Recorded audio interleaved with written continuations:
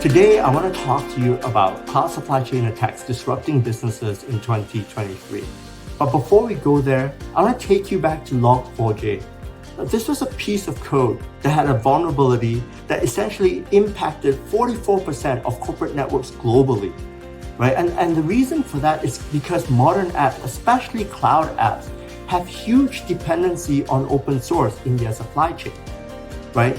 And Log4j is just one of probably millions of open source code that is being embedded into major cloud applications today. And why we think that this is going to be a problem in 2023 is because we're starting to see that the attackers realize this, that these open source code was being maintained by volunteers that have full-time jobs, whose guard is fairly low. And so we saw an instance where by an attacker, basically spearphished one of these volunteers of a very popular code snippet and essentially took over the account, his access to the code repository, right, where this open source code was being kind of uploaded, and tainted it with malware.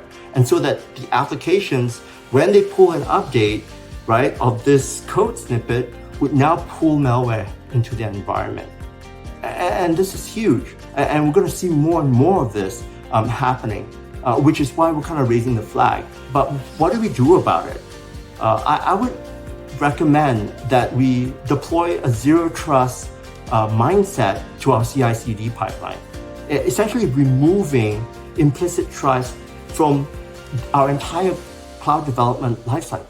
Right? And you do this in three major ways. I think the first one is really enforce least privilege across the entire cloud development, right? Your users, your APIs, your accounts, your code repo. Make sure that you only give the rights that's needed to get the job done. Secondly, deeply inspect your code, via or using software composition analysis. Right? You need to know what's actually going into your code, your bill of material.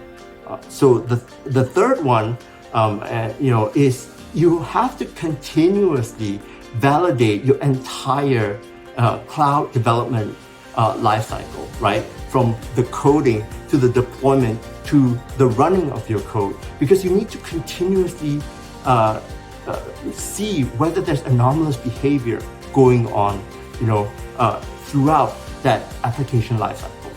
So I hope that this is helpful to you. And if you need more information, feel free to reach out to us. Thank you.